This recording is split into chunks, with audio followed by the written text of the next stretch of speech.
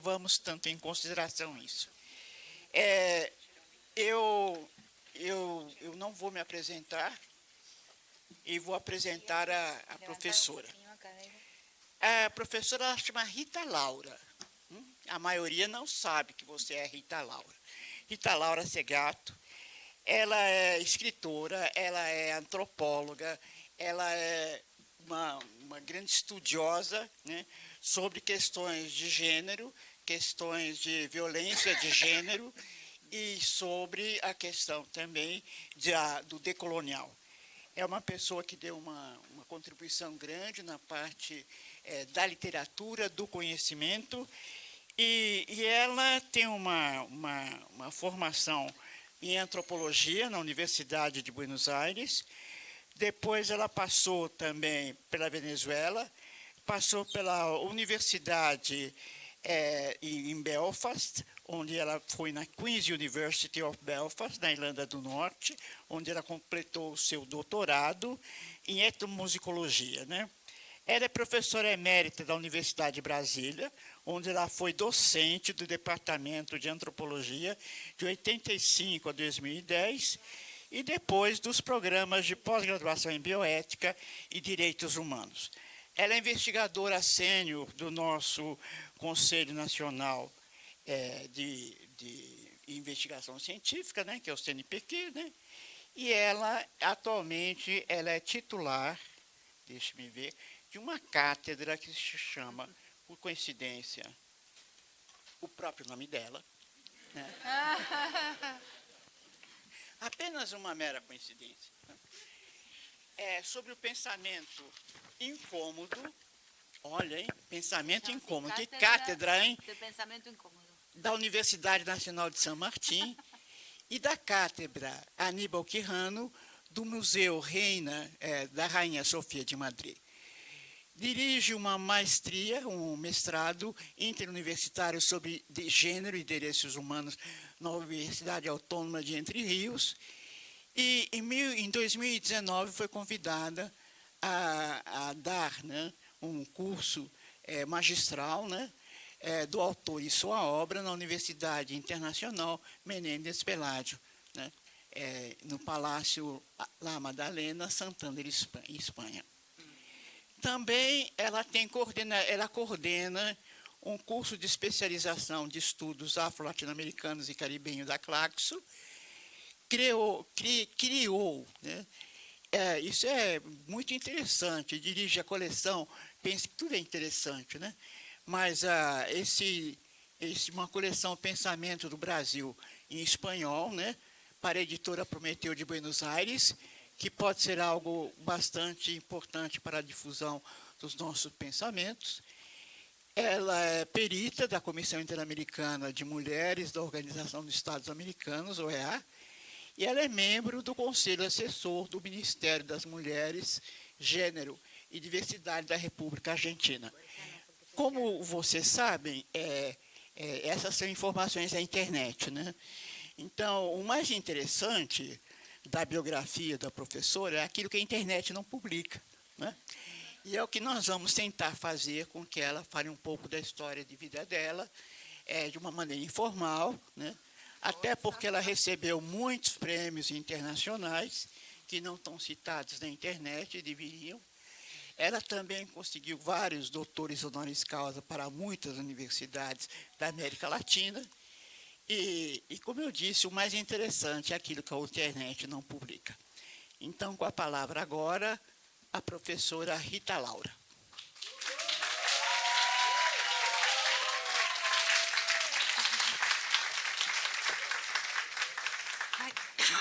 Bueno, muito obrigada.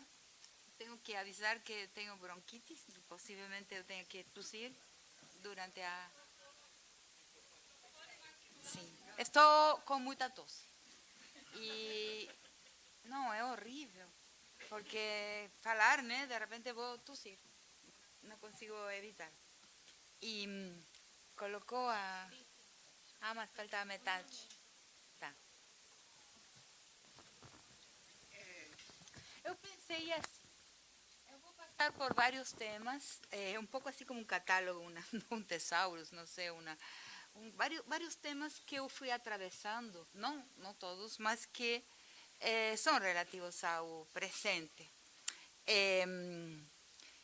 E depois eu gosto muito de pensar em conversação. Tenho falado Eu muito acho nisso, ótimo. não tenho nenhum problema em que vocês me perguntem e eu responder. Nessa idade, nessa fase da minha vida, eu gosto muito de, como se diz em espanhol, echar cuentos. Não sei como se diria echar cuentos em português. Contar histórias. Contar causos. Ah, contar causos. Aí tá. Sei. Então, vou partir...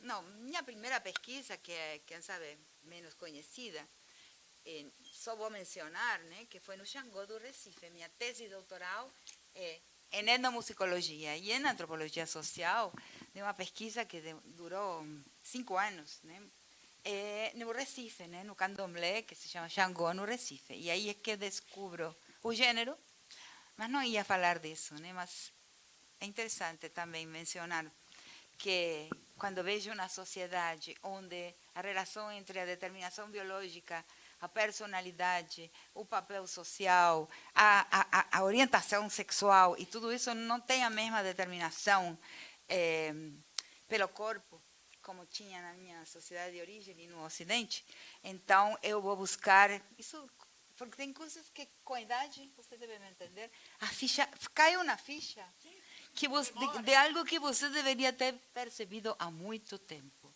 Mas aí, de repente, você vê, uau, eu não existia em 1976, 77, 78, 79, de 80, a palavra gênero circulando. Não existia. Então, você, como eu vou falar disso que estou vendo aqui, que é uma sociedade onde o corpo, ou seja, a fêmea e o macho da espécie, vamos dizer assim, o sexo da pessoa, não define, não determina uma série de estratos, né, da sua estrutura como sujeito, onde tiro? E fui para a gramática. Isso é muito estranho. É da gramática, com o caráter arbitrário, digamos, da maneira em que nomeamos o masculino e o feminino a uma arbitrariedade, né, com saussure, né, ou seja, é arbitrário a escolha de uma palavra para nomear o masculino e o feminino, ele e ela, né? Por que ele e ela? Não há nada necessário no ele e no ela para que o ele seja masculino e ela feminino. Então, tirei da gramática a palavra gênero e utilizei para o Xangô de Recife para falar da estrutura do sujeito e da sujeita, ou seja, a estrutura da pessoa, não? A construção da pessoa. E eu percebi isso recentemente, porque só depois, quando chego na Europa para escrever a minha tese, é que a palavra gênero, o Gender Trouble de Judith Butler é posterior. O meu texto sobre isso se chama A Invenção da Natureza, né? Só que escrevi em português e, portanto, ninguém leu. Muitos anos depois saiu em espanhol e aí fez seu caminho o texto. Mas é anterior às ideias da invenção da natureza e às ideias de gênero que vão surgir no feminismo naquela época no mundo anglo-saxão e francês, né? Então, isso foi, o Xangô foi isso, e eu chamo esse período meu período da antropologia feliz, porque eu escolhi o tema, né, é uma etnopsicologia, né, como o panteão, na verdade, é um discurso sobre a psique, sobre o teatro da psique, e depois escrevi um livro que foi meu último livro, há muito tempo, que foi publicado no Brasil, que se chama Santos e Daimones, né, editado pela editora da UNB, que é uma conversa, o que chamam de exégese. Não sei, não tinha planejado falar disso. Mas eu invento uma categoria que é exegese recíproca, porque não é exatamente uma comparação, senão uma conversação. E coloco a conversar esse teatro da psique, como está desenhado no candomblé, com o que se chama a tradição da imagem em Ocidente, que vai começar Platão, Plotino, depois vem o Renascimento, astrologia, tudo que é falar da psique não com palavras, como no freudismo e lacanismo, que o inconsciente se expressa verbalmente, não? E rompe em palavras, sino que é uma tradição, como no candomblé, como na África e como na tradição da imagem no Ocidente, a psique é relatada em termos de personagens e que vai até Jung e os pós-jungianos, né? Então faz uma exegese recíproca entre essa tradição da imagem no Ocidente e o Xangô do Recife. E aí termina a minha antropologia feliz, porque aí vem a questão da violência, né? A demanda de um chefe da polícia, o chefe de segurança pública da cidade de Brasília, né? E depois, muito tempo, muito recentemente, eu percebi que se chamava Brochado, o coronel. É muito engraçado. E como não percebi na hora que ele pediu a pesquisa sobre estupro nas ruas de Brasília? Então, tudo bem. Tem muitas coisas assim que vão se revelando só recentemente. E aí ele pede ao reitor da Universidade de Brasília que as mulheres que trabalham com mulher, porque não existia também a disciplina antropologia de gênero, existia a antropologia da mulher. Isso que parece hoje absolutamente estándar, absolutamente normal, foi um longo processo, né? Nós inventamos um dia na antropologia de Brasília, com uma colega já falecida, a disciplina, isso acontece comigo, a disciplina antropologia da mulher, que depois lentamente vai se transformar em uma antropologia de gênero, né? Foi um processo lento. E agora encontramos alguns feminismos que vão se rebelar contra a ideia de que, contra uma ideia fundamental que é que na história do pensamento feminista, a crítica à determinação biológica foi central. Foi um momento crucial na história do nosso pensamento. Mostrar que quem somos não está determinado por nosso corpo. Coisa que no mundo pré-colonial também não era, né? E parece muito estranho, né, que se critique essa indeterminação pelo corpo para dizer quem pode ser feminista e quem não pode, né? Eu acho que o corpo também, e essas são coisas que muitas vezes me perguntam, o corpo não é garantia, né? Nós temos uns personagens históricos, né? Como Margaret Thatcher, ou como Condoleezza Rice, ou agora a Boluarte, Dina Boluarte, a presidenta do Peru, que é uma pessoa detestada pelas feministas, tem um corpo de mulher, né? Então o corpo, né, no movimento antirracista, existe uma categoria que se chama categoria da consciência racial. Mas no mundo das mulheres ainda não forjamos uma categoria indispensável que é a consciência de gênero, não? Né, de onde viemos as mulheres? O que é de onde vêm as nossas obrigações, né? Isso não existe. Então tem aí certas dificuldades com o que significa o corpo e a gente não deve esquivar esse tema, evitar esse tema porque é um tema muito central. Então, mas eu organizei a minha fala com temas que me parecem bastante importantes para o presente, partindo do meu livro menos lido de todos. Não é uma fala interessada, né? Porque é o livro que menos tem vendido, mas que é um livro que se dedica, recolhe vários ensaios anteriores, mas é publicado em 2007, e esse livro faz uma crítica ao multiculturalismo, não? O que é uma coisa delicada, mas estou acostumada a ter sido cancelada muitas vezes, não me incomoda, é até divertido e a gente passa bem, ninguém te entrevista, ninguém te pergunta nada, você está cancelado, pode descansar. Então, esse livro se chama La Nación y sus Otros. Agora, a passar do tempo, eu escrevi todos os meus livros no Brasil, todos.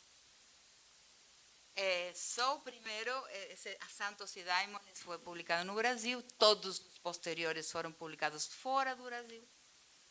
E agora, 21 anos depois, o livro Cenas de um Pensamento Incômodo, de novo, foi publicado primeiro no Brasil e depois traduzido ao espanhol. Demorou 21 anos em acontecer isso. Então, esse livro, todos estão sendo traduzidos devagarinho, porque a tarefa da tradução é extremamente difícil e complexa. Mas nesse livro, La Nación e os Outros, eu critico as identidades políticas, ou seja, tema que está surgindo hoje com toda a força, que é a crítica ao identitarismo e até a fetichização dessas identidades. Nesse livro eu faço, sobretudo, tem vários textos, Raça e Signo, tem outro texto, que Raça e Signo foi um ensaio que serviu quando a política de cotas chega ao Supremo, ao STF, pela demanda de uma professora, de uma mestranda de Direito, estudante de Gilmar Mendes, que nesse momento presidia o STF. Ella chega a um processo no STF contra as cotas. Esse texto, Raça e Signo, foi utilizado como amicus curiae, ¿no? Para reforçar a legitimidade de um projeto de cotas no Brasil. Então, nesse livro também há que se chama Identidades Políticas, Autoridades Históricas, ou seja, como de alguma maneira eu vou defender as identidades políticas que surgem e emanam e se dispersam pela América Latina, e muito especialmente pelo Brasil, que é o país a partir do qual eu pensei nesse tema, vão impor formas de identitarismo que não são as alteridades próprias das nossas histórias próprias. E isso até hoje acontece tanto no movimento das sexualidades dissidentes, divergentes, né, LGBTIQ+, onde o mais é o mais relevante de todos, a variedade infinita, né, de sexualidades humanas. Então, nesse campo, no campo do feminismo, no campo do racismo, da raça, né? Estou um pouco dispersa, não estou um pouco... não vem formateio das identidades que vai oprimir, que vai impedir que possamos expressar as formas de ser outro, as formas da diferença, as formas da discriminação, inclusive, da exclusão, do preconceito, mas que emanam de uma história da colonização muito diferente à colonização anglo-saxã. E esse é um problema que nós temos até agora e que está surgindo, inclusive no próprio metrópole, ou seja, no próprio países centrais. Eu pedi para colocar essa fotografia, porque aí se vê algo bastante, muito importante, né? Ou seja, os dois fazem a mesma coisa, né? Mas, em tem a identidade política como um elemento importante, né? Vocês veem isso é o multiculturalismo. Então, é algo que eu proponho, nesse livro já propus e eu proponho pensar bem. E acho que não temos chegado a uma boa resolução sobre esse tema. A luta contra o racismo é fundamental, né? Inclusive, não sei se vocês sabem, né? A luta pelas cotas, Brasília teve um papel fundamental, né? Inclusive anterior à UERJ do Rio de Janeiro, cuja aplicação das cotas surge da Câmara Legislativa do Rio de Janeiro, que vota as cotas e obriga a UERJ a aplicar. Nós começamos a discussão na universidade, chegamos ao final e aplicamos as cotas a partir de processos e questões internas da UNB, como, por exemplo, um caso trágico de racismo contra Arivaldo Lima, um aluno negro do Recôncavo Baiano, que fazia doutorado no Departamento de Antropologia de Brasília, e agora é professora, afortunadamente, mas foi uma longa luta para defendê-lo da reprovação injusta que um professor aplicou a ele. Então, essa foi a luta pelas cotas, que diz que eu não sou contrária, ao contrário, minha participação nesse campo é fundamental, mas o que eu sou contrária é que sejamos prisioneiros de um identitarismo e agora um minoritismo, do qual agora sou ferozmente crítica. Eu acho que nessa fase do meu pensamento, eu sou ferozmente crítica contra a minoritização. Não existem minorias, cada minoria é universal. cada aporte de cada minoria, não? LGBT, mulheres, negros, indígenas e tudo que vocês possam imaginar, ali há pensamento que modifica a história da humanidade. Ou seja, falando das mulheres, que é o que é mais fácil, o feminismo não é movimento pelas mulheres. As mulheres teremos vantagens se somos vitoriosas, mas é movimento para a transformação do mundo e para a transformação do rumo da história e para o benefício de todo mundo. Então, isso são pequenos twists, parece óbvio, não? Mas demorei uma vida em poder dizer isso, em poder perceber isso. A luta das mulheres é para todo mundo, não? Então, o que fez o multiculturalismo foi essa estereotipia de identidades que funcionam e são adaptadas a uma história da colonização que é a colonização anglo-saxã, ou seja, onde as pessoas são partícipes da nação a partir do seu fragmento, a partir da sua minoria, a partir do seu coletivo, né? Então, tem as identidades hifenadas, né? Nós não temos essa história e não temos essa concepção da identidade, né? Mas sim temos racismo e sim temos patriarcado. Então, a minha luta nesse texto, sobretudo em dois textos, um que se chama Identidades Políticas, Alteridades Históricas, uma crítica às certezas do pluralismo global, e o outro que se chamou, que foi primeiro publicado em inglês e depois no Brasil, que se chama, y después en Argentina, en el libro La Nación y sus otros, La monocromia del mito, a monocromia do mito, onde encontrar África na nação.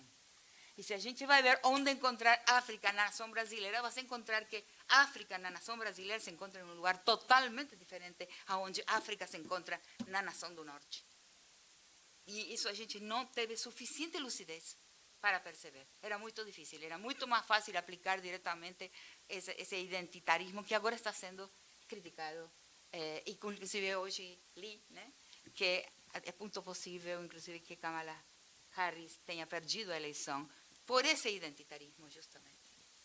Então, com Trump, né, por isso eu coloquei isso, né, faz muito tempo que eu venho dizendo que a fase da luta multicultural está finiquitada, ou seja, não é mais a estratégia dos Estados Unidos para nossos países, porque isso foi o que foi, ou seja, foi uma estratégia de entrada nas nossas nações mediante uma formatação que não era a nossa. E escrevo isso e já não quero ficar aí, exemplifico de várias formas essa questão, inclusive em um texto bastante que gosto muito, que se chama Cidadania, por que não? Não?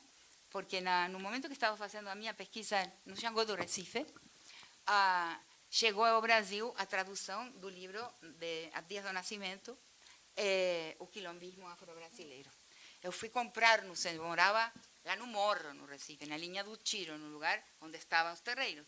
Vou para o centro do Recife, compro o livro contentíssima, volto ao meu trabalho de campo e busco a quem é minha amiga até hoje, Luzinha, do Candomblé, da Casa do Pai Adão. Falo, Luzinha, vocês têm que fazer isso aqui.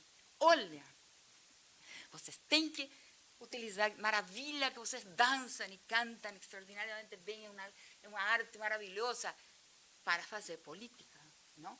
Contra o racismo.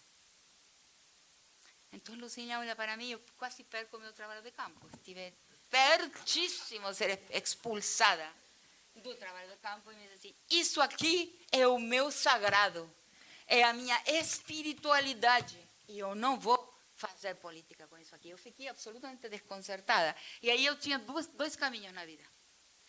Dizer, por isso que esse pessoal é pobre, esse pessoal não por isso, porque são bobos, são tontos, não sabem, né, estão errados e supersticiosos, poderia ter escolhido esse caminho.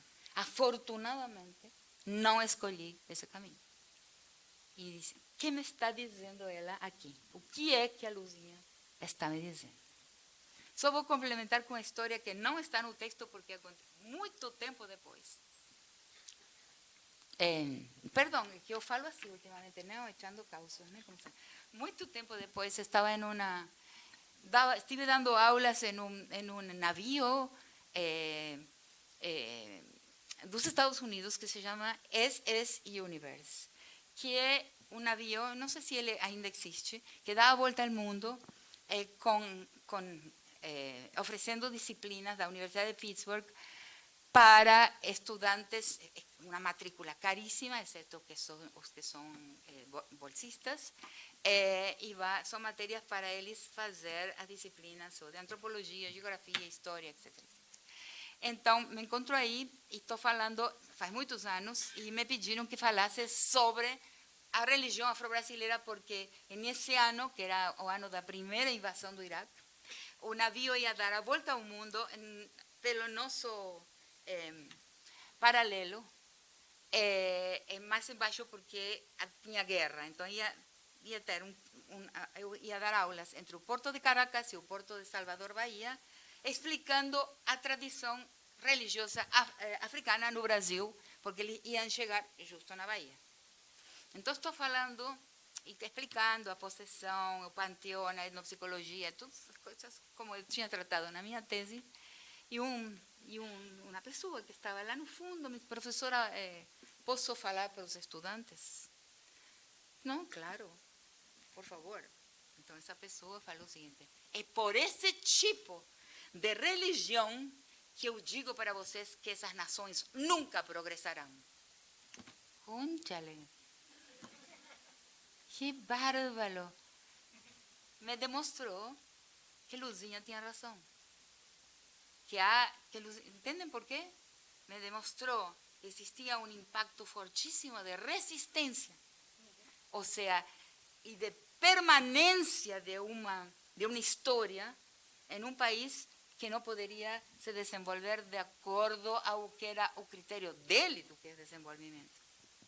O sea, que allí existía realmente un obstáculo para a unificação do mundo em termos de uma globalização e um desenvolvimento como ele o percebia. E esse personagem que falou isso, já faleceu, é um personagem que foi candidato a presidente da República pelo estado de Colorado. Ele foi governador de Colorado em 3 vezes. E era da esquerda norte-americana. Ele queria realmente para todos nós, o desenvolvimento, o progresso, mas em que termos? Outros termos. E a Lucinha tinha razão. Ela não queria mudar de cosmos. Ela tinha um cosmos e queria proteger esse cosmos, que não era o mesmo desse projeto evolutivo desenvolvimentista. Não? Então, é uma história que mostra um pouco, que tem a ver com minha crítica do multiculturalismo, e depois o outro texto que é a monocromia do mito, ou seja, temos que entender, né, como se racializa na colonização norte-americana. Tem diversos autores que falaram disso, eu falo nesse texto a monocromia do mito, e como se racializa no nosso mundo latino-americano. Isso tem a ver com colonizações, formas de colonização completamente diferentes, né? E isso está aí. Então, estava essa crítica quando, mais tarde, eu me cruzo com os textos e com a pessoa do grande pensador Aníbal Quijano, onde ele, então, vai falar de raça de uma maneira que, para mim, foi definitiva. E aí tem um segundo tema, que é o seguinte, e que nada tem a ver. E por que falei primeiro do multiculturalismo? Porque tenho escutado alguns estudiosos do meu país, inclusive um famoso estudioso de genocídio, Feuerstein, que ele lê a perspectiva da crítica da colonialidade como uma forma de multiculturalismo. Não existe nada mais errado que isso. É absolutamente errado. Então, uma das coisas que me doem é que eu viajo e escuto em muitos lugares hoje, inclusive aqui mesmo, em muitos lugares do mundo, na Europa, nos Estados Unidos, usar o vocabulário de Quijano, o vocabulário da perspectiva da colonialidade do poder, mas sem entender o caráter orgânico desse vocabulário, a complexidade desse vocabulário, e usando, por exemplo, uma confusão comum é confundir a perspectiva de colonial com a pós-colonial. que não são a mesma perspectiva, que tem muitas diferenças. Então, um dia eu perguntei, né, a ele, né, por que você por que você não usa a palavra pós-colonial? Porque para mim, falou ele, a pós-colonialidade não existe. Ou seja, a estrutura colonial do mundo está aqui, é permanente e organiza nossa visão de mundo até agora. Essa é uma diferença fundamental. Tem pessoas que falam em descolonizar. Ele nunca, jamais usa, em um único texto usou a palavra descolonizar, mas não é parte da sua proposta. Por quê? Porque descolonizar significaria ter uma ideia de origem à qual se pode retornar. E ele não quer isso e teme tremendamente um fundamentalismo indígena, como também existe. Existe um fundamentalismo indígena. Então, como pensar? Então, aí ele se aproxima muito dos pós-estruturalistas, ou seja, tem que rasgar, aranhar, não? O tecido do discurso, mas a história não se rebobina. Tentar rebobinar a história pode dar em forma de autoritarismo terrível. Então, ele não usa a ideia de uma descolonização, sino um caminho para frente onde há um dos títulos muito significativos de um texto dele é O Retorno do Futuro. E é um texto que você vê aí que tem outra noção de tempo, de temporalidade. Só que eu não sabia, e também demorei um tempo em ficar sabendo, que o retorno do futuro é uma expressão do quechua e também do aimara. Ele era um pensador peruano. Porque no mundo quechua e aimara, o futuro se encontra atrás e o passado se encontra à frente. Ou seja, a maneira de graficar e a maneira de conceber o tempo é totalmente diferente à linearidade do tempo ocidental, né?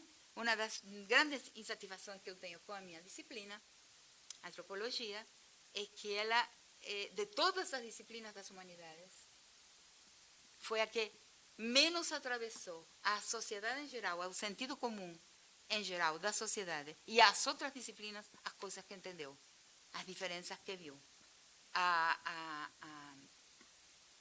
Em vários campos, né? Por exemplo, a crítica do evolucionismo, as noções de tempo e espaço, as formas de sexualidade, ou seja, todas essas grandes descobertas da antropologia, eu não vejo atravessadas para o mundo como deveria ter sido.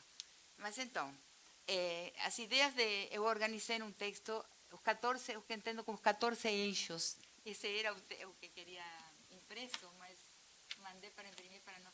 Mas não importa, esse não está. Então, os 14 eixos com que a perspectiva dele é um giro realmente. É um giro na percepção da história e na percepção da sociedade, né? No centro, no epicentro da perspectiva da colonialidade do poder, que foi possível para ele formular somente depois da queda do Muro de Berlim, porque até o momento em que o Muro de Berlim estava em pé, tinha lealdades, né, que era impossível infringir. Não? Ele vem da teoria da dependência, ele vem de ser um sociólogo convencional, né, de escrever alguns livros e ensaios de papers, digamos, de sociologia convencional, se separa, aí se abrem dois a teoria da dependência e ele fica do lado de José Nun, que é um teórico argentino, dizendo que não, que a exclusão, né, é definitiva, que não vai ter uma saída, que a exclusão é uma fase, não? É uma etapa do capitalismo que veio para ficar. E aí se dividem dos outros pensadores brasileiros, sobretudo, né, que vão a afirmar que na dependência é possível há um processo e não uma estabilidade da exclusão e, por exemplo, da migração do campo para a cidade. Então, mas ele permanece, digamos, no que é a esquerda, né? Eu, pessoalmente, estou tentada hoje em dia de não mais utilizar as palavras de esquerda e direita. Eu me chamo uma pensadora do campo crítico e tenho muito medo das capturas que sofremos de um vocabulário que já foi derrotado. Eu vejo uma derrota e tenho que, perdão, vou fazer uma pequena digressão para dizer que eu tenho convencimento absoluto. Tomara que alguém daqui possa me convencer de que estou errada, eu adoraria estar errada, de que todas as revoluções e intentos revolucionários foram fracassados, foram derrotados. Ou seja, foram vitoriosos em derrocar o que estava aí, mas foram derrotados no sentido de traçar um novo rumo para a história, uma história na direção do que no título da conferência se chamam horizontes históricos novos, de desejos novos, que não conhecidos, né? A palavra poder, por exemplo, para mim é uma palavra, uma má palavra, um palavrão. Não devemos tomar o poder, devemos construir um mundo em que o poder não exista. Não uso nem para as mulheres a palavra empoderamento. Porque onde tem poder, tem despoder. Poder é uma relação. Você não pode ter um mundo onde todo mundo tenha poder, porque onde há poder, é poder sobre algo, sobre outros. Então, sempre indica a presença de um desequilíbrio.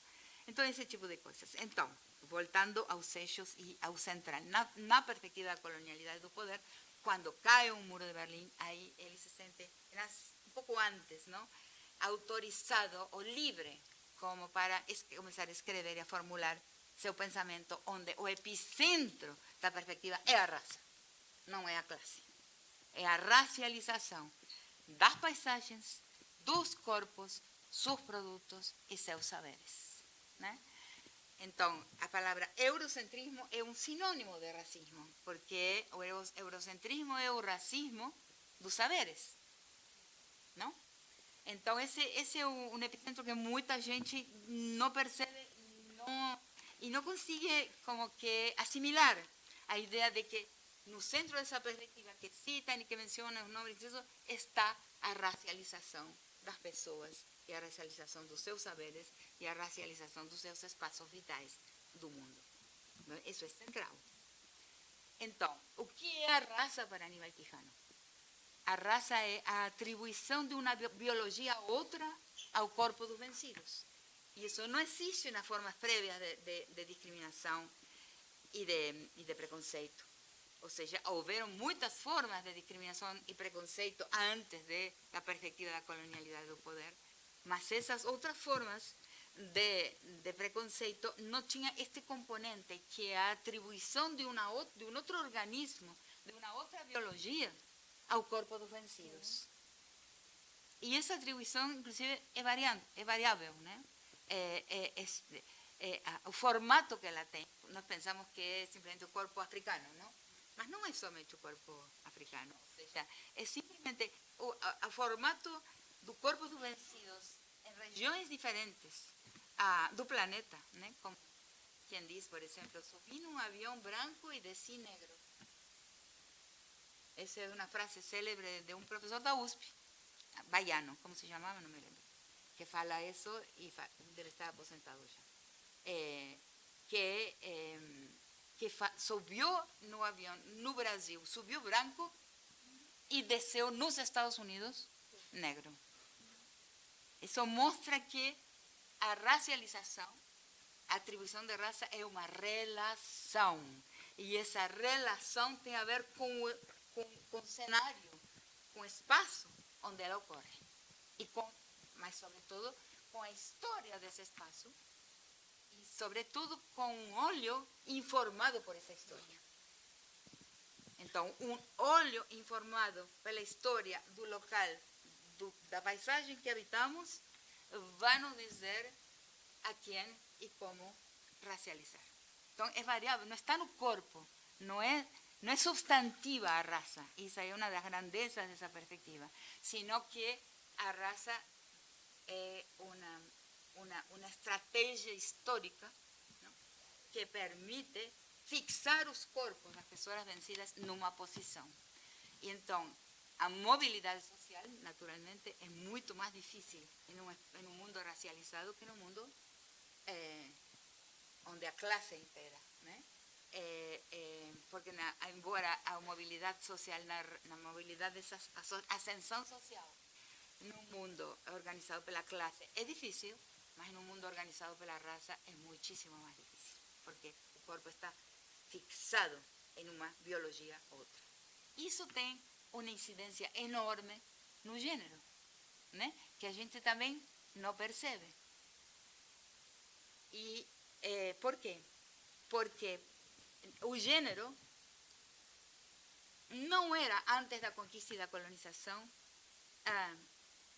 biologicamente determinado como foi depois, pelo mundo da modernidade positivista. E tem cédulas coloniais, é um grande pensador, um grande pesquisador peruano chamado, tem um nome italiano, mas era totalmente peruano, Giuseppe Campuzano, que vai ser o levantamento das cédulas coloniais da metrópole, que diz os castigos que se darão à Índia que se vista de índio e ao índio que se vista de índio. Então, quero dizer, e a antropologia clássica, inclusive, tem falado dos matrimônios no mesmo corpo. Ou seja, o gênero como roles, né? Posições sociais. Bom, Pierre Clastres, né? Com seu célebre texto O Cesto e o Arco, que eu chamaria de A Cesta e o Arco, vai falar de dois personagens nesse mundo guarani de Paraguai, onde ele fez pesquisa de campo há muito tempo, e vai dizer que o homem é o que em caça, usa o arco de forma hábil, consegue trazer animais caçados para a aldeia, etc. E quem não conseguia, existia nessa aldeia que ele observou, um homem que não conseguia caçar adequadamente, que era meio feminino, mas queria ser um homem, desejava ser masculino. E a aldeia fazia brincadeira com ele, fazia gozação dele. Mas existia um homem que era uma mulher, o que hoje chamaríamos de trans.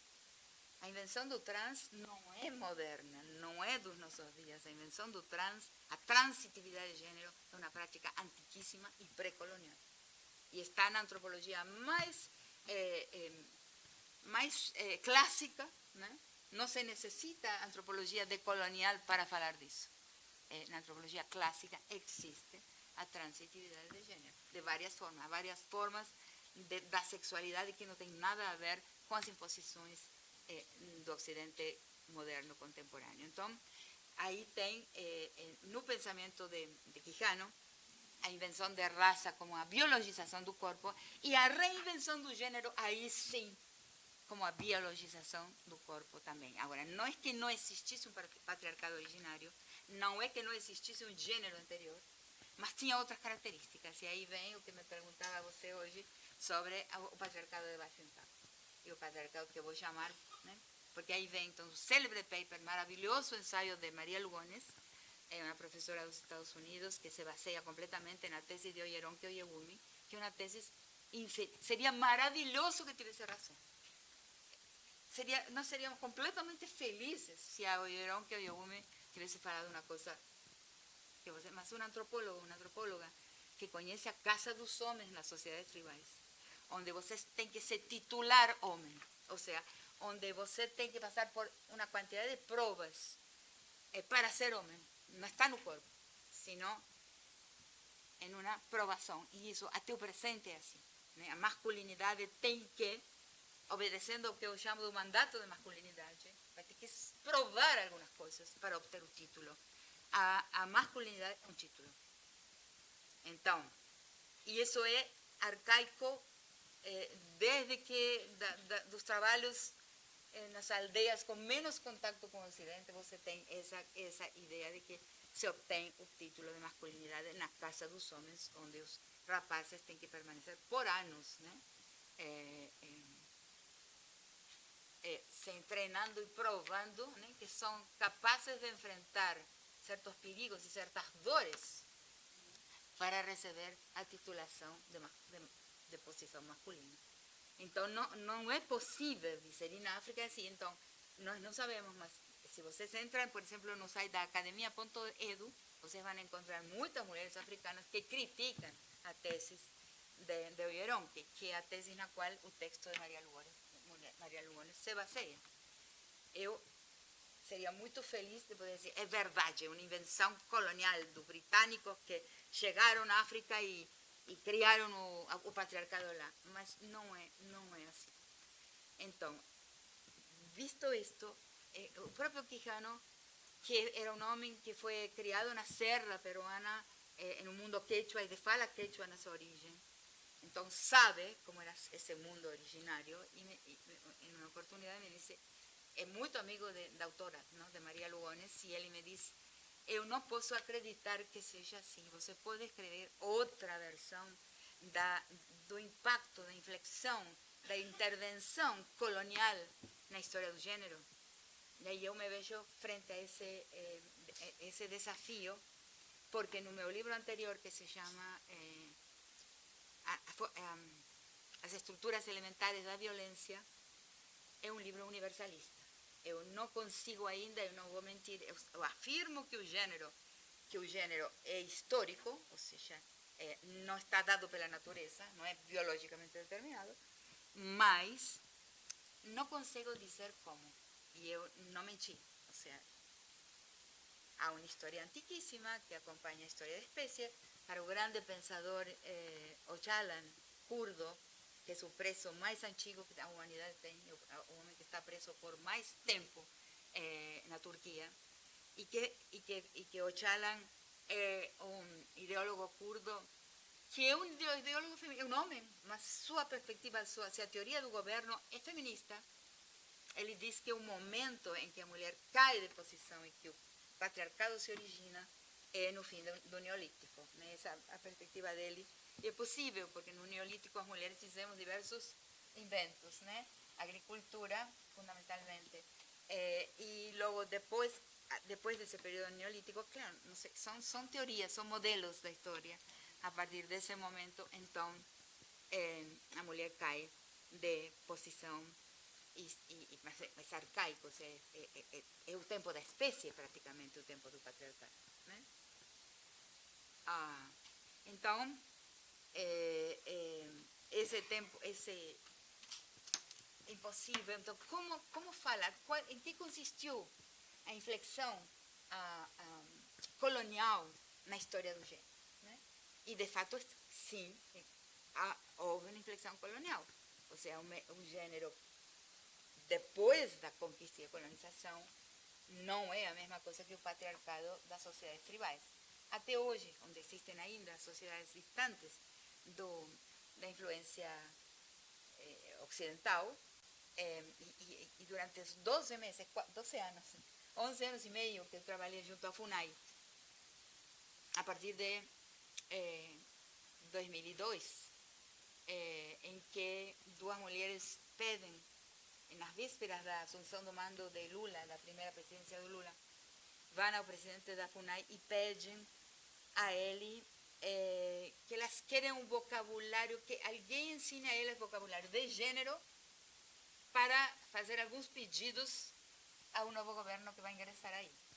Então, aí fizemos a primeira oficina com 43 mulheres indígenas. Está na internet o resultado, a cartilha que resultou daí. Elas pediram um vocabulário de gênero, um vocabulário de direitos das mulheres, um vocabulário dos direitos indígenas e um vocabulário como seria um vocabulário dos direitos das mulheres indígenas. Então, começou a trabalhar junto à FUNAI nesse momento, com essas 43 mulheres, e depois acompanho pelo Brasil inteiro, por todas as regiões, como a FUNAI vai levando às mulheres indígenas os direitos que vão sendo criados pelo novo governo, né? Direitos, documentação, presença da saúde, escola, uma série de benefícios desde uma perspectiva ocidental, que eu chamo Frente Estatal Empresarial Midiático Cristã, num texto que se chama O Sexo e a Norma.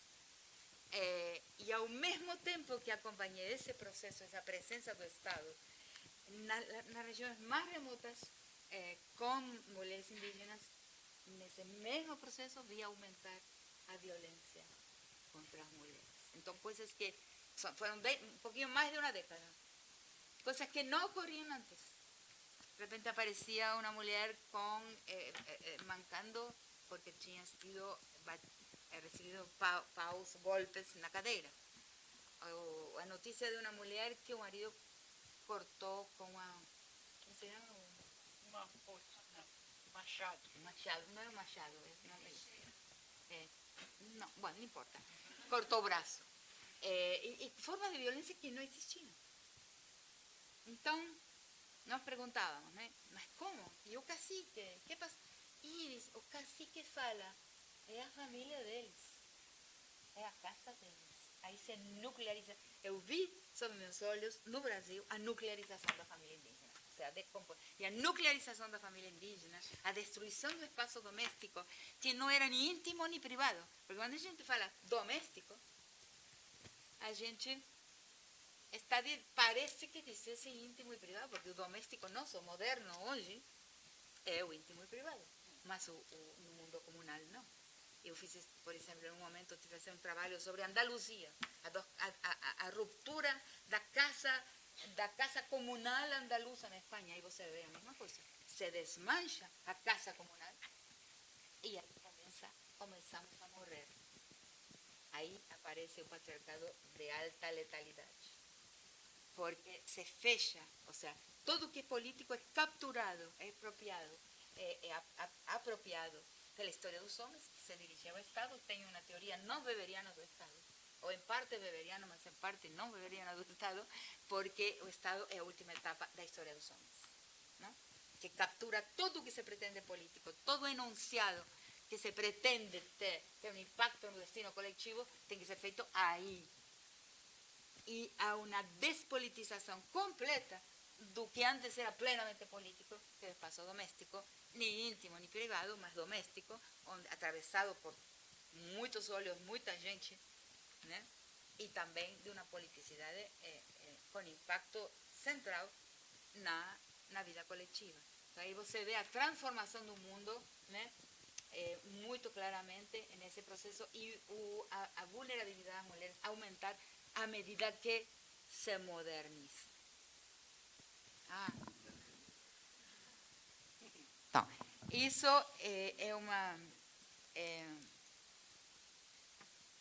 Então, essa é uma parte também da minha contribuição, né? Quando encontro, então, uma definição de raça que não é a do identitarismo simplório, estereotipado, onde, e isso não é só eu, sino o grande Cornel West, o grande pensador negro norte-americano, que vai dizer que no multiculturalismo, onde não se revisa o que é riqueza, nem para que é riqueza, qual é o sentido da riqueza, que essa é minha crítica nesse livro, La Nación y sus Otros, ele vai dizer que há uma minoria incluída de negros, de mulheres, de LGBT, de indígenas, uma minoria incluída y una mayoría que continúa siendo excluida, una mayoría incluida y consumista, ¿no? Que va a consumir, porque el multiculturalismo tiene ese lado del mercado fuertemente, y una mayoría que continúa lo que le llama un nihilismo negro, o sea, el desencanto total, una minoría que continúa fuera de la posibilidad de inclusión multicultural. Entonces, en ese libro La Nación y sus Otros, yo voy a hablar longamente de esa crítica ao multiculturalismo que agora se presenta fortemente. Então, nessa imagem aí, vocês veem, né? Os democratas parecem melhorzinhos, mas jogam a mesma quantidade de bombas, né? Parecem melhorzinhos porque são identitaristas, né? Mas a gente necessita caminhar na história, entender que isso não deu conta, e eles mesmos, nos Estados Unidos faz tempo já, se abandonou essa estratégia. Foi, na verdade, uma estratégia de penetração das nossas sociedades que nos atrasou no tempo de compreender quem é o outro, como é a outrificação, como é a estigmatização nas relações próprias das nossas histórias, né? O que chamamos nesse livro as formações nacionais de alteridade, né? Então, e aí vem Quijano com sua oferta de pensamento, onde a raça é definida pela história, não pela substantividade do corpo. Não é substantiva, como falei, a raça, sino é uma relação, e uma relação que se cria pelo interesse colonial, pelo interesse da colonização e na estrutura permanente de colonialidade, ao qual eu E a perspectiva de Quijano, mais que sistemática, ela é orgânica, porque ela é viva. Então, a gente pode seguir pensando. No meu caso, eu digo que não somente a colonialidade é permanente, sino também a conquistualidade. E que a conquista nunca se encerrou, jamais. Ou seja, dependendo de vocês, onde vocês morem, se vocês moram na Amazônia, perto de onde existe, por exemplo, a possibilidade de extrair petróleo, ou eu, que moro na Argentina, do lado do lítio, do lado do urânio e dos metais raros, aí a conquista está em portas. Está chegando, chegou. Então, a conquistualidade também é um fenômeno vivo e em curso, para meu ver. Então, outro tema que eu queria, passando assim revista, as que depois abrimos, se vocês querem, para conversar, não? É o negócio do presente, onde é constatável a obsolescência absoluta da razão humanitária. Ou seja, o argumento, o discurso da razão humanitária não é um discurso que hoje toca. Quem sabe vocês aqui nesse público não está aqui essa experiência, mas na rua está.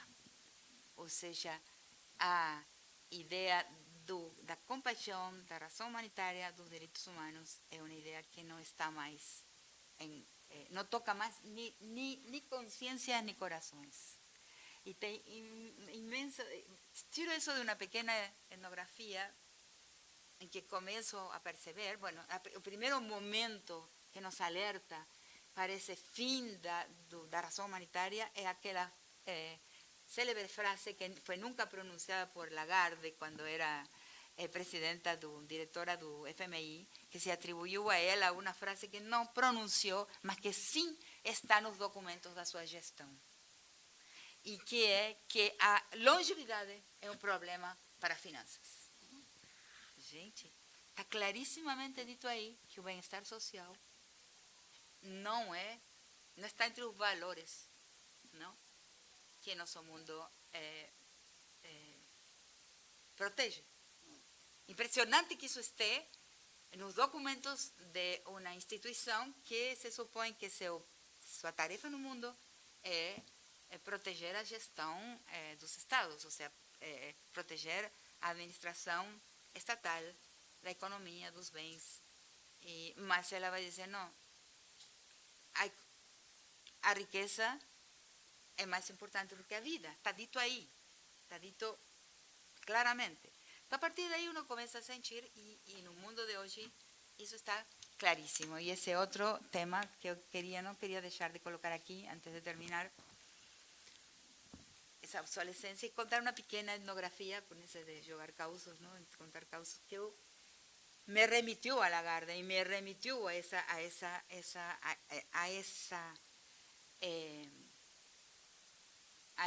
raciocínio estranho, né? De que a longevidade é um problema. Quando a gente sempre pensou que a longevidade, a expectativa de vida em uma sociedade é algo desejável, deixou de serlo. Muito extraordinário, não? Então, eu tenho uma pequena, sou antropóloga, né? Meus dados são dados observados assim na vida cotidiana. Estava eu no aeroporto de Barajas, em Madrid, justamente com meu filho. E na mesa do lado existia outra mãe com outro filho. Perdão que você já conhece essa história e se repite. Professor que se repite é uma vergonha, né? Mas é tão importante essa pequena peça de etnografia. Então, estão em uma mesa uma senhora mais velha do que eu, como teria uns 80 anos, muito, uma burguesa madrilenha, assim, muito bem vestida, muito bem. E seu filho de uns 55 anos. Então, está aí e escuto. Eres débil, eres débil, eres débil. Olhando, e estava passando um mendigo pedindo esmola perto da mãe, e a mãe estava na bolsa urungando, procurando uma moeda para dar de esmola. E o filho gritava, eres débil. Algo nunca visto, eu não tinha nunca visto uma cena dessas. Não, falei com ele, escute senhor, falei, sua mãe não é débil, é boa. que não são a mesma coisa. O homem me olhou com desprezo absoluto. Bom, muito impressionada por essa cena, e escrevo para um amigo meu, um espanhol, um filósofo de lá, e falo assim, olha, vivi isso e lembrei de você. Falo, nossa, a mesma coisa que acaba de me ocorrer. Foi uma reunião de condomínio, né, onde eu moro, e a porteira, que viveu lá 20 anos, está para se aposentar, e o condomínio está votando para demitir ela do emprego, para não ter que assumir os gastos da aposentadoria. Então, falou esse filósofo, falei, mas não podemos fazer isso, isso é ruim. E eles me disseram, isso aí é buenísimo. Como se diria em português buenismo? Bonismo. É boníssimo. Muito bom. Não é boníssimo, é boníssimo. É uma ideologia errada. A ideologia do bem é boníssimo. Isso aí, você proteger uma pessoa que prejudica as suas finanças, é boníssimo. Alguma vez vocês escutaram uma coisa dessas? Bom, isso existe. Isso está aí. No nosso mundo a gente não opera com esses vocabulários, dessas ideias, mas tem muita gente que sim. E quem sabe o resultado das eleições nos Estados Unidos tem a ver muito com essa ideia de que quem não é funcional ao projeto histórico da acumulação-concentração deve desaparecer. Está sobrando. É sobrante e excedente de humanidade. Nós estamos frente a este momento da história e seria necessário, então, conseguir pensar, né, como usamos o que nós aprendimos, né, de um grande pensador como Quijano, por exemplo, cuja última frase, escutei dizer a última vez que estive com ele, um ano antes de ele morrer, pouco menos de um ano antes de ele morrer, ele falou assim, em uma mesa pública, temos sido derrotados. Quando ele falou essa frase, foi extremamente doloroso para as pessoas presentes, extremamente terrível, porque é uma pessoa de uma grande inteligência, de uma vida dedicada ao pensamento da sociedade, e falou, temos sido derrotados. Então, eu, no meu caso, modestamente não sabia como sair dessa situação, e o que eu falei? Falei assim, temos escutado do Aníbal o elogio da derrota. E penso isso, porque temos que pensar nessa derrota. Temos que pensar o nosso tempo assumindo essa derrota, assumindo a inexistência de uma razão humanitária, a falência total de uma capacidade de convencimento por parte do discurso da razão humanitária, que está aí, é constatável. Se vocês prestam atenção, vão ver. E essa derrota deve ser analisada em profundidade para a gente poder encontrar outro caminho histórico. E aí está o nome da minha conferência hoje, que é Utopia ou Horizonte. Ou seja, na minha geração, as pessoas que fomos ativistas, militamos na nossa juventude e adolescência, de acordo com uma noção de utopia. E essa noção de utopia era um desenho de um futuro obrigatório. Ou seja, sabíamos no presente como teria que ser necessariamente o futuro, o que teria que existir e o que não deveria existir. Que é a mesma coisa e não muito diferente que a funcionalidade dessas pessoas hoje que afirmam que somente o funcional, a acumulação-concentração, tem que existir, porque isso é a utopia deles do futuro. Estou dizendo uma coisa muito séria. Não se trata que há bons e ruins. Se trata que sobre o mundo há pessoas que têm um projeto de um tipo e pessoas que temos um projeto de outro tipo.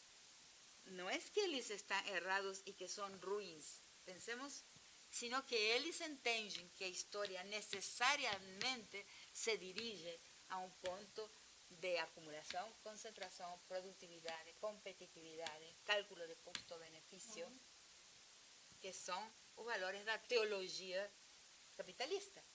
Nós estamos do outro lado, não sei se todo mundo aqui, mas pelo menos os que eu conheço estamos do outro lado.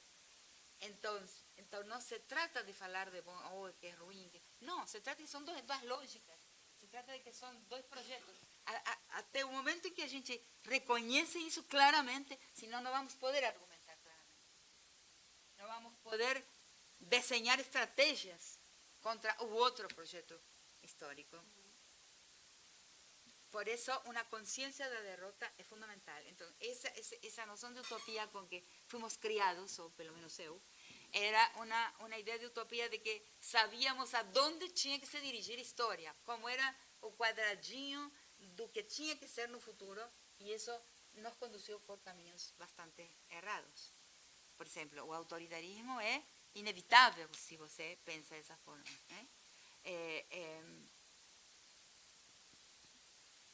A questão é o trajeto, não o projeto. E nós estamos todos educados com a ideia de que o que importa é o projeto e você, a partir do projeto, desenha o trajeto. Quem sabe, temos que revisar também isso, inclusive na universidade. O trajeto é o que conta. O aqui, agora, né? O cara a cara, o pé no chão, uma imediatez que fomos ensinados a descuidar. Né?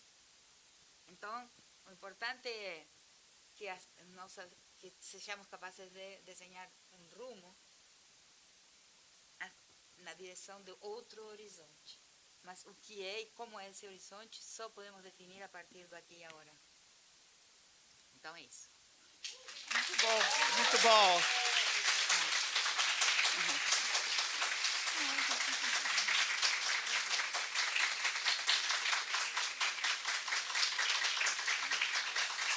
Muito bom. ¿Le gustó? Eu pensei que não estavam gostando. Não, gostando e gostando muito. Pensei que estavam entediados e não gostavam. Sonolentos. Sonolentos. Perfeito. Está mentindo agora. Vocês estavam sonolentos. Isso. Tem muitas coisas que eu não falei, mas o essencial, sim, mais ou menos consegui falar. Muito bem. Tivemos uma ótima, maravilhosa exposição, onde todo mundo aprendeu diversas partes de diversas formas, e formas de intervenção, formas de procedimento, e esperamos que possamos ouvi-la outras ocasiões, aqui na USP ou em outros lugares, porque é muito bom. Pois não? Tem tempo para 3 perguntas. Tá bom. Quais são as perguntas? A ver. Bom, boa noite. Agradecer ao Prolan, a vida, as energias, essa oportunidade, as deusas. Eu tinha uma pergunta para a professora. Professora, a senhora falou de uma categoria da multiculturalidade, né? Que desde, por assim dizer, alguma epistemologia latino-americana, essa multiculturalidade de origem norte-americana, canadiense, já foi superada, né? Aí tem algumas realidades aqui latino-americanas que, pelo menos constitucionalmente, desde o Estado, né? E aí, por isso que vai minha pergunta, tem planteado uns novos horizontes aspiracionais, como é a pluralidade jurídica e a plurinacionalidade, né? Naqueles casos que vão um pouco mais longe. E essa pluralidade jurídica e a plurinacionalidade entendida não só como reconhecimento da heterogeneidade da sociedade latino-americana, que não tem só um idioma, só uma religião, e só uma classe, e só uma raça, sino que existem várias cosmovisões, várias religiões, vários idiomas, e isso é reconhecido desde o Estado. Mas esses dois conceitos, pelo menos em teoria, eles planteiam não só que o Estado reconheça essa pluralidade, senão que esses outros plurais, esses outros que não são os oficiais, possam intervir ativamente na toma de decisões políticas, né? Sofia, por favor, seja breve. Ok, profe. Possa interferir então, esse conceito de pluralidade e plurinacionalidade, em algum momento, nos anos 90, se entendeu como a superação da multiculturalidade. Eu queria Mas vindo do Estado, então quais são as limitantes de uma plurinacionalidade estabelecida desde o Estado com seu mito fundacional não plural, não plurinacional, sino racial? Nós vamos juntar as perguntas, porque nós temos um limite de tempo. Qual é a segunda pergunta? Sí, obrigado. En el final de la presentación, profesora, usted decía que claramente hay un lado que demostraba en ese ejemplo etnográfico en el aeropuerto una pedagogía de la crueldad del hijo a la madre. Una suerte de... Sí, también. Sí, y por otro lado, y creo que es lo más esperanzador de su conferencia, es que hay un conjunto de sensibilidades que no concordamos con eso. Exacto. Podría ser un camino que en la antropología hay muchos elementos, como por ejemplo, el movimiento antiutilitarista o las críticas del utilitarismo. ¿Cómo entonces componer un movimiento antiutilitarista que tenga efectos políticos más prácticos? ¿Hay alguna otra pregunta? Olá, professora, boas noites a todos. Vou falar em português, que a professora fala português, né? Rita, como 12 anos atrás, eu estava fazendo meu doutorado sobre pensamento da colonialidade e fui procurar quem era que talvez aqui no Brasil estudasse a colonialidade. Eu encontrei uma disciplina na UNB de uma professora naquele momento que eu conhecia o nome pela primeira vez, que era a professora Rita Laura Segato. Naquele momento, eu acho que era a única pessoa que eu encontrei que já estudava a obra do professor Aníbal Quirrano.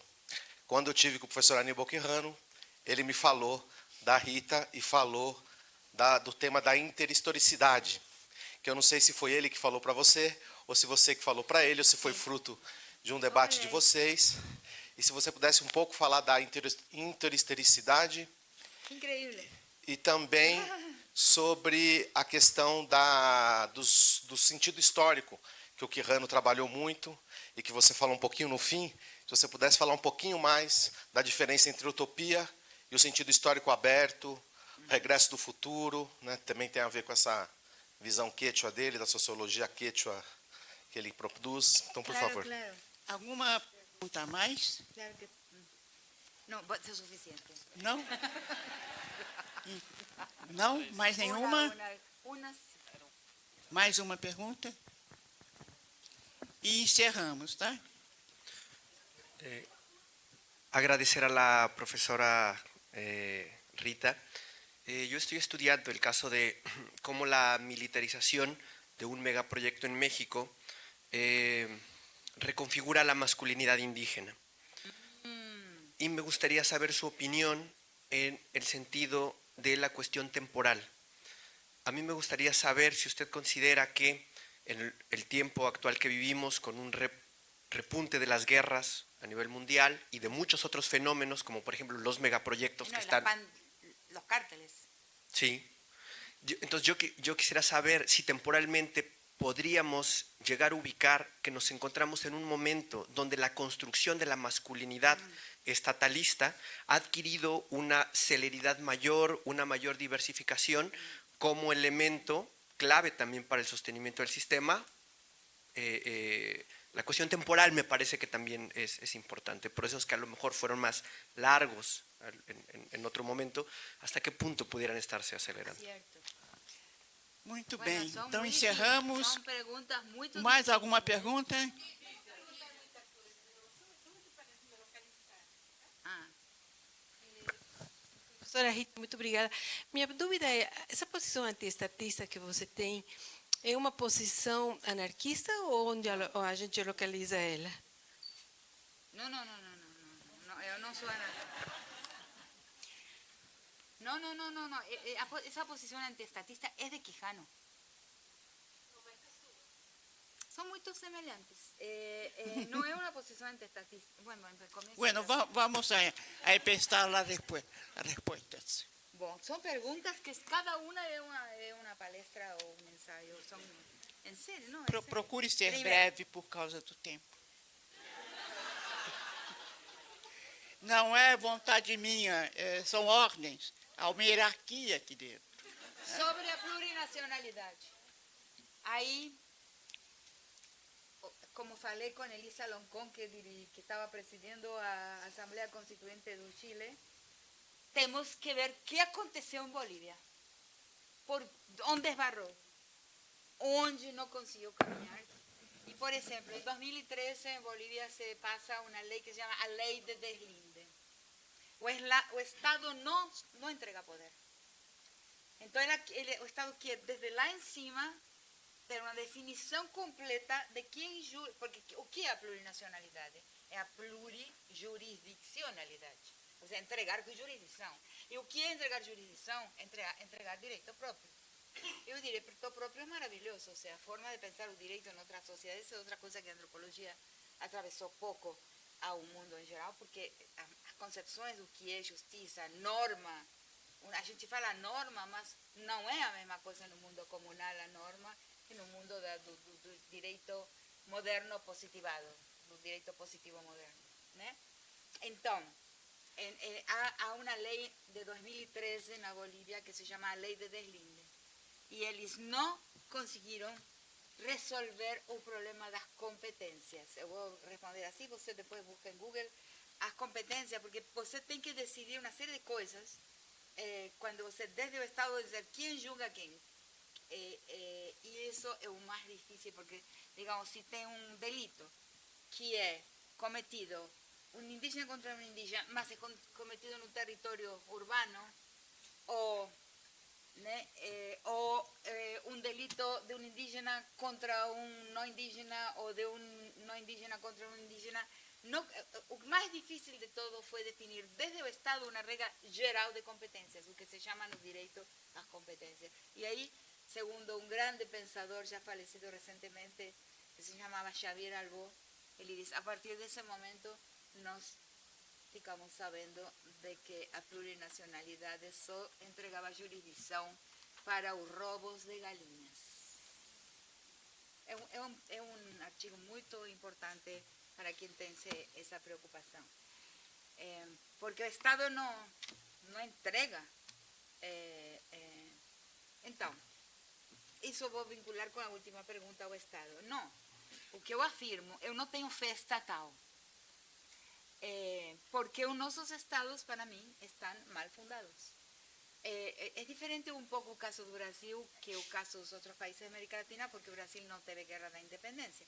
Mas se você vai ver a América Latina como um todo, você vai ver que todos os héroes da guerra da independência, figuras que colocaram o corpo na guerra da independência, inclusive os batalhões, muitos eram formados também por gente negra, por gente indígena, mas digamos, os heróis, os próceres da guerra, todos morreram somente de 3 tipos de morte. No exílio, de morte asesinada, matada, ou de miséria e abandono, como Artigas no Paraguai, como todos, de Joana Zurduy, mismo Bolívar, abandono, peste. Não teve um quarto tipo de morte. E os estados foram fundados por personagens que nada tinha a ver com a insurreição. E fundaram esses estados como uma transposição do estado ultramarino metropolitano para o lado de cá do mar, dos territórios. Colocaram essa gestão ultramarina em território, mas essa gestão em território nunca perdeu a exterioridade do administrador com o administrado. As pessoas no Brasil e em toda a América Latina, quando olham para o Estado, o veem como o alheio, como o externo a suas vidas. Quem morou na Europa sabe que a maneira em que o europeu vê o Estado não é exatamente igual à maneira em que nós, nos nossos países, percebemos as instituições. É uma questão quase física, quase sensorial. O Estado tem que aceder. Tem uma dificuldade de acesso, mantém uma exterioridade e uma distância com relação ao que administra vidas e recursos. Então, esse é o meu problema. Até o momento em que nós enfrentemos uma refundação dos nossos estados, acho que vai ser difícil. Bom, essa é minha posição, mas não sou anarquista, por uma série de razões que outro dia vou explicar. Então, a pedagogia da crueldade.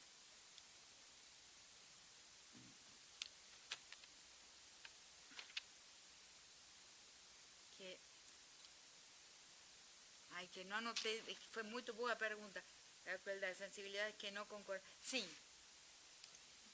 eu tenho, você, né, perguntou? Eu tenho uma visão sobre isso, né? Porque, claro, você pode falar do bem, de ser bonzinho, ter compaixão, de sentir o sofrimento, da empatia, essa palavra que é pronunciada hoje até o cansaço. Empatia, empatia. Já se gastou, mas, por alguma razão, não estão funcionando essas recomendações. Quem sabe, reconstrução de comunidades, né? Por exemplo, com a pandemia, em momentos de catástrofe, aí, muito rapidamente, eu falo pelo meu país que vive de catástrofe em catástrofe, então, muito rapidamente a comunidade ressurge, né? Se reacende como uma coisa que estava lá embaixo oculta e as pessoas se revinculam, né? Mas eu tenho a minha proposta para esse tema, de por onde caminhamos na história. Não gosto de usar a palavra revolução, porque já se gastou e, como falei, fracassaram. Mas a única insurgência que ainda não foi testada é a insurgência das mulheres. E o que é a insurgência das mulheres? É uma proposta de gestão que vem de outra história. Eu falei aqui que a história do Estado é a história dos homens. Então, nós vimos a história como histórias de Estados. No fundo, ainda que a gente faça outra coisa, mentalidades, tudo isso, mas é a história do Estado, né? Mas existe uma outra história, que é a história da qual as mulheres vimos, que é a da gestão doméstica. Mas uma gestão que não é nem íntima nem privada, mas tem um intenso impacto na vida coletiva.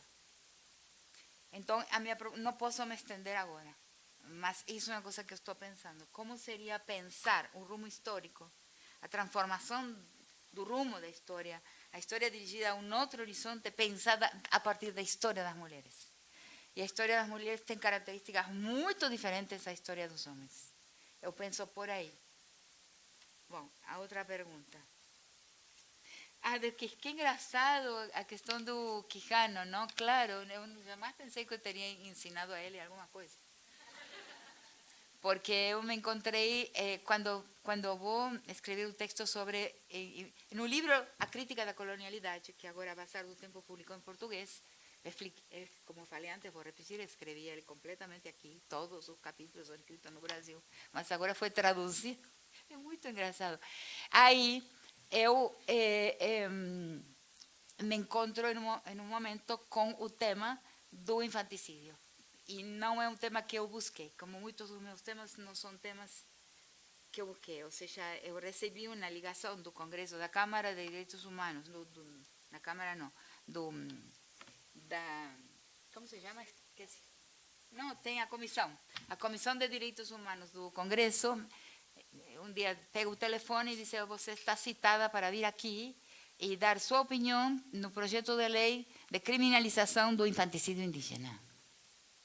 Esse texto, a análise desse tema, que é complicadíssimo, porque eu não podia aparecer no Congresso Nacional falando a partir do relativismo cultural. Isso seria derrota total.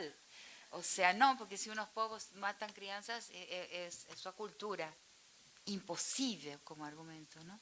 Não tinha possibilidade nenhuma como argumento no Estado, frente ao Estado, dizer que os povos indígenas, algumas crianças pensam que tem que matá-las, que é o que eles queriam. Nós frenamos essa lei até agora. E esse artigo meu, no livro, termina com 7, não me lembro da palavra, gente, estou cansada. 7, com 7 descobertas, vamos chamar assim, premissas. No final, falo 7 novas premissas. Uma delas é a substituição do relativismo cultural pelo pluralismo histórico. E logo passo a falar para a bioética, que é o campo em que passei a trabalhar depois, quando, para minha sobrevivência, saí do departamento de antropologia. Depois, então, vou falar na bioética de que nós podemos pensar a pluralidade no mundo a partir de uma grande pluralidade de histórias, atravessando-se, encontrando-se, cruzando-se, distanciando-se, e que isso, como argumento, é um argumento muito mais plausível que porque o relativismo cultural é um método, ou seja, uma maneira, é um método para você observar o outro, mas não é uma recomendação ética, não é uma recomendação nem moral, é um método nada mais. E as pessoas às vezes confundem esse método com uma postura ética e moral, que não é, que não pode ser. Então, essa é a interhistoricidade, esse cruce de histórias de povos que vêm de histórias diferentes e se dirigem a histórias diferentes. E daí vai sair depois a minha ideia de que existem dois grandes projetos históricos na face do planeta. Um pouco simplificador, né? Mas um é o projeto histórico dos vínculos, que acaba construindo comunalidade, e o outro é o projeto histórico das coisas, né? Que acaba construindo indivíduos. E então são duas formas de estar. Nós somos anfíbios, todos transitamos com um pé no projeto histórico das coisas e um pé no projeto histórico dos vínculos, mas tem um momento na vida em que tem uma decisão de onde você vai colocar o seu investimento. Se vai investir vínculos nas coisas, ou seja, perder vínculos para atesourar mais coisas, ou você vai invertir coisas nos vínculos, perder coisas para conservar vínculos. Então, são duas formas, dois projetos históricos que estão, que desenham rumos. Não sei se respondi a sua pergunta. Tem mais coisas, mas estou simplificando. A outra pergunta. A questão da masculinidade. Aí tem uma coisa longa e importante, que é o seguinte, que tem a ver com o texto de Maria Lugones. Desculpe, não sei se vocês percebem, eu tenho um pouquinho de dificuldade em falar, né? Porque eu tenho um pouquinho de dificuldade, não se nota porque o de dentro é um esforço enorme. Tenho uma cirurgia aqui que me impede um pouquinho mover o lábio inferior. Então tenho um pouquinho de dificuldade de falar como eu falava antes. Vou recuperar, eu acho. Mas então, uma das coisas que eu digo, que se não existisse um patriarcado pré-colonial, a própria conquista teria sido impossível. E aí tem uma outra coisa que não falei aqui, porque era muito longo, que para mim a masculinidade é uma estrutura que primeiro chamei de fratria, chamei de irmandade masculina, de cofraria masculina, mas recentemente, faz alguns anos, chamo de corporação masculina. E a corporação tem duas características. E a masculinidade é corporativa desde os povos tribais. E as duas características de uma corporação são duas. A primeira, a lealdade, o valor fundamental, mais importante que qualquer outro valor, é a lealdade corporativa. É mais importante que a vida, que a propriedade, que qualquer coisa que queiram imaginar. A lealdade à corporação é primordial, é a primeira lealdade. E a segunda é que a corporação é internamente hierárquica. Ou seja, existe o macho alfa. Em caso de gênero, existe o macho alfa, os outros machos. A diferença de nós mulheres, quando esse é meu tio é mais rico, não, meu primo que tem doutorado, essas coisas, né? E quando se descobriu o alfa, o resto obedece. Nós mulheres não temos isso. No mundo da masculinidade existe uma hierarquia precisa entre alfa e omicron. Existe omicron, é o último. Então, quando o conquistador chega e vence na guerra, o masculino indígena ou o masculino africano, o masculino originário, que faz? Aprende avisada do vencedor. E aí se dá a colonização. Não existisse isso, nós não teríamos tido a fragilidade que tivemos. A fragilidade do homem frente ao vencedor, mas não uma fragilidade só física de que venceu ou matou, não. A fragilidade frente à forma em que ele ensinou a olhar para o mundo, que é a cosificação da vida e a cosificação dos corpos. Ensina e o homem é introjetado, é invadido, é inundado pela visada do conquistador. E aí a conquista é possível, se realiza. Aí se coloniza o mundo. Então, isso é desde o início do processo conquistador colonial. E isso, na direção do presente, se torna já insuportável, né? Por exemplo, eu sempre definia a masculinidade como 7 poderes. E depois eu percebi, de forma spinociana, que o homem tem 7 potências. A potência sexual, a potência bélica, a potência física, né, de envergadura, a potência econômica, a potência política, a potência intelectual e a potência moral. Mas, na direção do presente, os homens cada vez mais sentem que devem demonstrar essas potências como formas de poder. E isso que eu chamo do mandato de masculinidade. Ou seja, essa ideia do mandato de masculinidade eu formulo faz tempo quando falo de que para ser homem você tem que demonstrar algumas coisas. Tem que ser capaz de obter um título, passar um exame, por exemplo, violar. Né? Isso, já encontro isso nas violações. Né? Então, tem uma vez, é um momento muito importante do meu percurso, digamos, em Buenaventura, na costa pacífica da Colômbia, que é um lugar violentíssimo porque limpam o território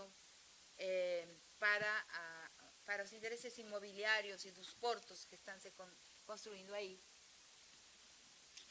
Uma pessoa do público, uma moça, que sempre quero encontrar e nunca mais encontrei, me pergunta, ¿y cómo paramos esta guerra?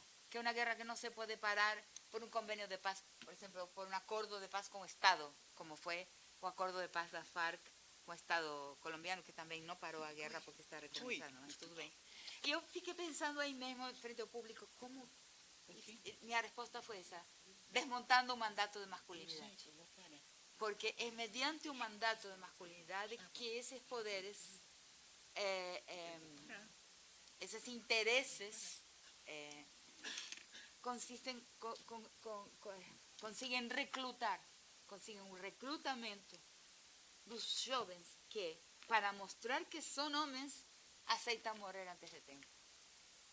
E essa é uma característica do México, da Colômbia, de nosso continente, fortíssima, que o reclutamento pode se fazer para os cárteles, as pandilhas, pelo mandato de masculinidade. Esses jovens sentem que têm que mostrar que têm calo, que são cruéis. São as características da masculinidade. Então, acho que é um processo lento que vai, a partir do momento da conquista, vai crescendo, e o que você percebeu, eu também percebo, é assim mesmo. O mandato de masculinidade hoje faz estragos, ou seja, toda a caracterização do nosso continente e que avança na direção sul se faz mediante uma característica da masculinidade, que é a obediência a esse mandato. Muito bem, nós temos que parar, porque me avisaram, mais um elemento hierárquico, que nós temos um filme. Então, como vocês têm que ver o filme, tem uma data, tem uma hora marcada para fechar a sala, infelizmente nós não vamos poder ouvi-la mais. Não, tudo bem. Mas nós vamos encontrá-la em outras ocasiões, ou quem sabe hoje nós vamos sonhar bastante, né? Com tudo que ela falou. Espero que não. E metabolizar todos os conceitos, as ideias e as formas de enxergar o mundo que ela nos expôs. Muito bonito, por sinal. Então, uma salva de palmas e um bom retorno.